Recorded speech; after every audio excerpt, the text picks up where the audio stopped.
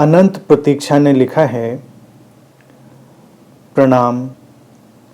हमारे अनुभव चाहे वास्तविक हों या फिर स्वप्न, विजन या फिर केवल स्मृति के हों, सब में फीलिंग तो यथार्थ की ही होती है और उनका असर भी एक सा ही होता है। कृपया कुछ कहें।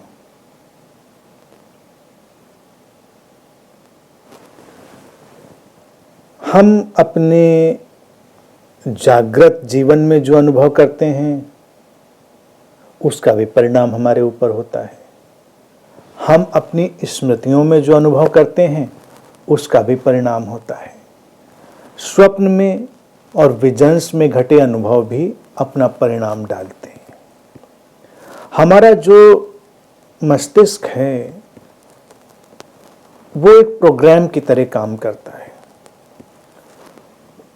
रियल और अनरियल के बीच उसके पास भेद करने का बहुत उपाय नहीं। वो किसी भी चीज को एक विचार, संवेदना और घटनाक्रम की तरह देखता है। तो अब ये विचार, संवेदना, घटनाक्रम चाहे जागृत अवस्था में हो, चाहे स्वप्न में हो, स्मृति में हो, उसका प्रभाव हो जाता है। लिखा है असर भी एक सा होता है। असर एक जैसा होता भी है और असर के वेरिएशन भी होते हैं। जैसे स्वप्न में हम परेशान हो सकते हैं, स्वप्न में हम व्यथित हो सकते हैं, खुश हो सकते हैं और जागने पर वो चीज़ गायब हो सकती है। लेकिन जागने पर भी तो यही होता है कि हमारी खुशियाँ, हमारी व्यथाएं, वो सब ज़्यादा देर कहाँ चलती हैं। धीरे धीरे करके वो भी खो जाती हैं। वास्तविकता ये है कि हमारे अंतरतम का जो एक स्वभाव है वो है प्रवाह में रहना, अटकना नहीं किसी चीज में। जैसे स्मृतियां, स्वप्न और जितनी भी ये विजन्स और इन सब की चीजें हैं, इसमें आए हुए अनुभव प्रभाव डालते हैं और बदलते रहते हैं। तो इसीलिए अनुभवों की कोई वास्तविक सत्ता या अनुभवों का कोई वास्तविक मूल्य भी नहीं है। इसीलिए बार बार मैं कहता हूं कि अनुभवों में अटकना नहीं है।